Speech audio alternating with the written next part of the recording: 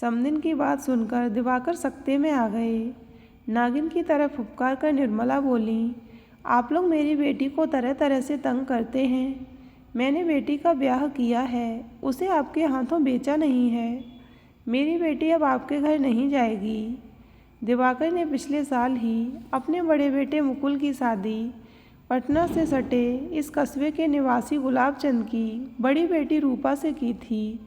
दिवाकर लड़की देखने आए तो गुलाबचंद और निर्मला के व्यवहार से इतना प्रभावित हुए थे कि आनन फानन में रिश्ते के लिए हाँ कर दी थी। रूपा भी साधारण तौर पर नापसंद करने लायक नहीं थी। साफ रंग, छरछरा शरीर, नैन नक्श भी ठीक थे। उस समय वह बीए की परीक्षा की तैयारी कर रही थी।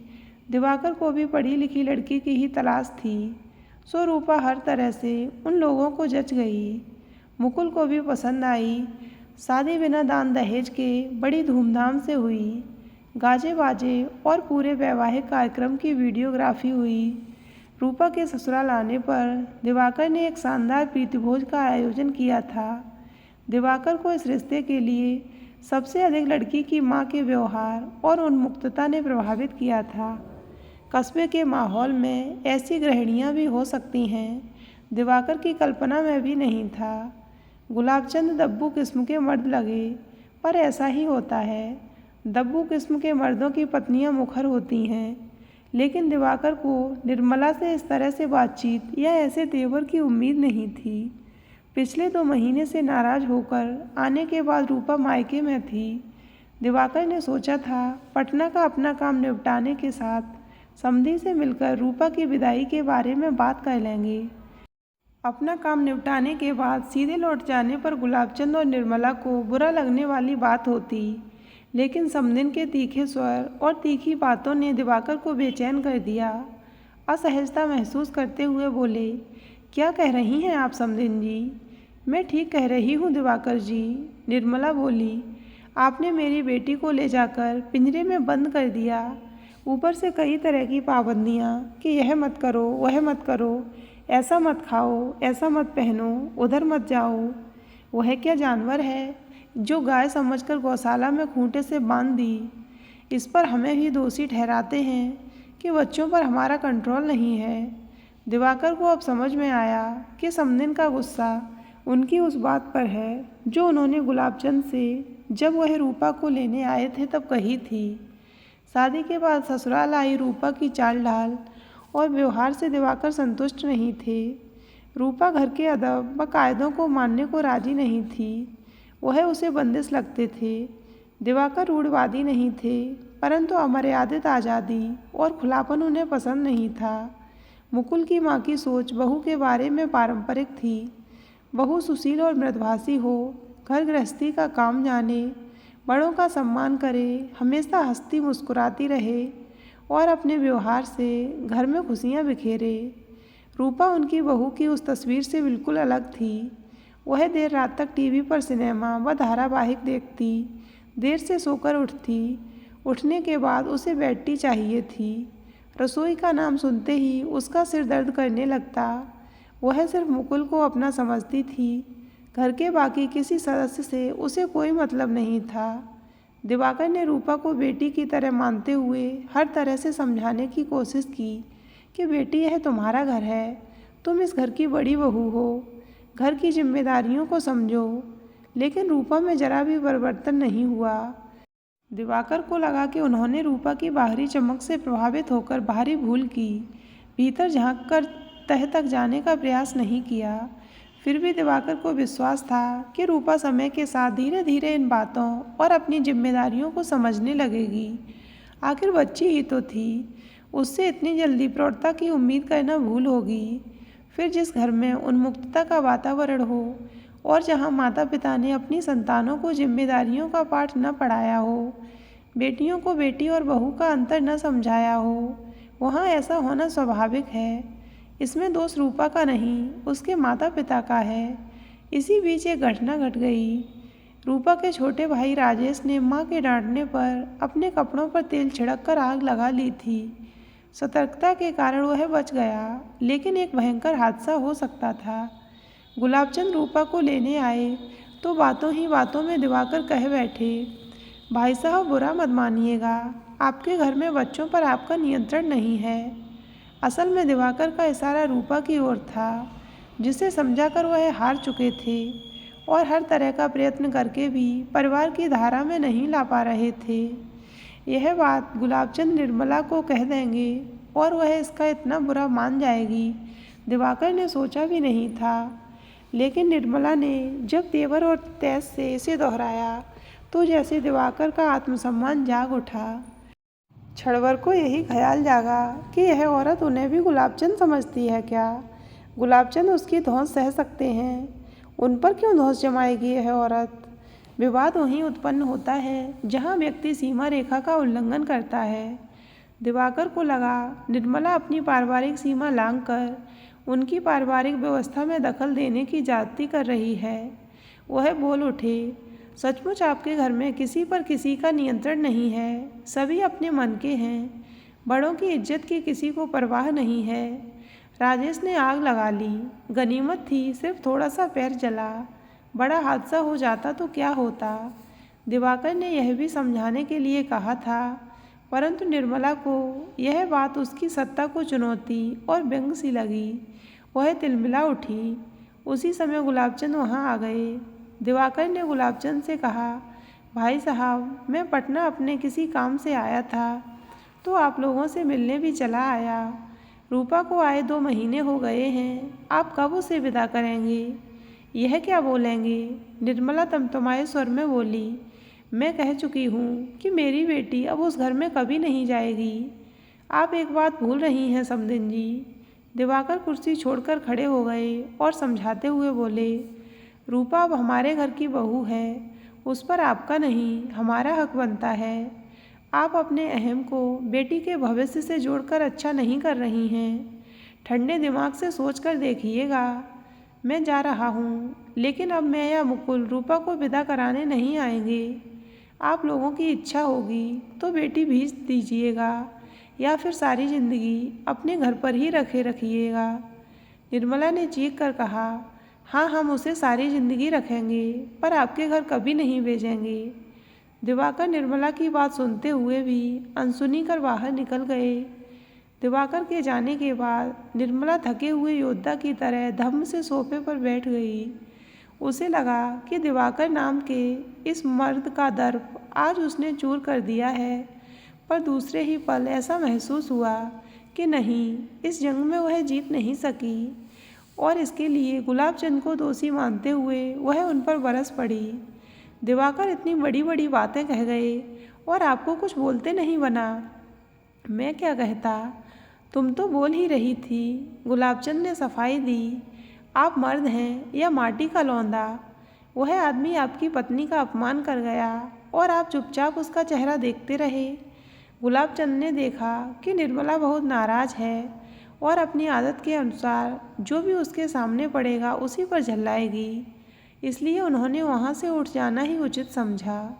गुलाबचंद के जाने के बाद निर्मला ने तेज स्वर में रूपा को आवाज़ दी, रूपा! आई मम्मी के साथ ही रूपा बगल के कमरे से निकलकर सामने आ गई। निर्मला ने सीधे रूपा की ओर देखा। उसकी मांग में सिंदूर भरा हुआ था। वह गुस्से में तिलमिला कर बोली, मैंने तुझे सिंदूर लगाने को मना किया है ना, तू मानती क्यों नहीं? जाकर सिंदूर धो दे। रूपा वहाँ से चली गई। रूपा मसोपेश में थी, क्या करे क्या न करे। इस बार सास और पति से झगड़कर गुस्से में आई थी। मम्मी को रो रो कर उसने सारा हाल बताया था और यह भी कहा था कि वह उस घर में नहीं जाना चाहती। मम्मी ने भी कहा था वह उस घर में नहीं जाएगी और उन्होंने सिंदूर लगाने को मना किया था। रूपा ने तब मम्मी के कहने पर सिंदूर पोंछ दिया था, पर बालों में कंघा करते वक्त अनायास ही उसके हाथ सिंदूर की डिबिया और मांग तक पहुंच जाते थे। रूपा अभी उलझन में थी कि उसे अपनी छोटी बहन गुड़िया की आवाज़ सुनाई पड़ी, क्या चिंता कर रही हो दीदी? मम्मी ने कहा है मांग का सिंदूर धो दो तो धो डालो, तुम भी तो यही चाहती हो। गुड़िया रूपा की तरह उन्मुक्त और लापरवाह नहीं बल्कि गंभीर प्रवृत्ति की थी। 12वीं कक्षा में पढ़ती थी, पापा से बहुत कम ही बातें करती थी। हाँ, छोटे भाइयों से बहुत स्नेह रखती थी। रूपा ने कहा, मैं तय नहीं कर पा रही हूँ गुड़िया कि इस समय मुझे क्या करना चाहिए। क्यों? गुड़िया ने करीब आकर कहा, तुम्हारा तो उस घर में दम घुटता है। उस घर के सभी लोग तुम पर अत्याचार करते हैं, तुम पर तरह तरह की बंदिशें लगाते हैं। वह घर है या जेल खाना? बचपन से मम्मी से आज़ादी का पाठ पढ़ा है तुमने, फिर तुम उस जेल खाने में कैसे रह सकती हो? जेल खाना तो सचमुच ही है, परंतु क्या दीदी? गुड़िया ने रूपा की बात को बीच में काटते हुए कहा, यही मौका है, बंधन तोड़कर बाहर निकल आओ और आज़ाद पंछी की तरह घूमो। इस सिंदूर में क्या रखा है? शादी तो एक धोखा है, पवित्र धोखा, आत्मा के बंधन के नाम पर धोखा। असल में यह औरतों को मर्दों का गुलाम बनाने का फंदा है ना दीदी? तुम ठीक कह रही हो गुड़िया। रूपा को लगा गुड़िया उसका समर्थन कर रही है, पर अगले ही पल गुड़िया का जवाब सुनकर वह चकरा गई। मेरी बात मानोगी दीदी? तुम अभी ही ससुराल वापस चली जाओ, वही तुम्हारा घर है। हम बेटियों के लिए माँ बाप का घर शादी के पहले तक ही होता है, शादी के बाद ससुराल ही हमारा अपना घर होता है। तुम अपने आसपास देखो, कहीं दिखाई पड़ता है ऐसा कि शादी के बाद बेटी पिता के घर पर रह रही है? रूपा को कुछ उत्तर देते न बना। सच तो यह है दीदी कि मम्मी तुम्हारे कष्टों के लिए यह रिश्ता नहीं तोड़ रही, अपने अहम की तुष्टि के लिए तोड़ रही हैं। उन्हें आपके ससुर का कहना बुरा लगा है। मम्मी को तो तुम जानती ही हो, और मैं भी। जरा सोचो दीदी, रिश्ता टूटने से उनका क्या बिगड़ेगा? लड़के वाले हैं, जीजा जी की दूसरी शादी हो जाएगी, पर तुम्हारा क्या होगा? तुम्हें शादी के बंधन में नहीं बंधना हो तो अलग बात है, वरना प्रत्यक्षता का दाग तो लग ही जाएगा। फिर मुकुल जीजा जी या उनके घर वाले जालिम हैं, ऐसा तो नहीं लगता। और मैं भी तो तुम्हारे ससुराल हो आई हूँ, मुझे उनकी पाबंदियों वाली बातें बर्दाश्त नहीं होती। रूपा ने अपना पक्ष रखने की नीयत से कहा, ठीक है, तुम्हें उनकी नसीहत, उनकी सीख अच्छी नहीं लगती, और इसी को तुमने अत्याचार का नाम देकर बार बार मम्मी से शिकायत की है। लेकिन जब मम्मी डांटती हैं तो कैसे बर्दाश्त कर लेती हो? तुम कहना क्या चाहती हो गुड़िया कि मुझे ससुराल लौट जाना चाहिए? हाँ दीदी, इसी में हम सबकी भलाई है। इससे तुम्हारी इज्जत और ज़िंदगी बर्बाद होने से बच जाएगी, दोनों परिवारों की इज्जत रह जाएगी।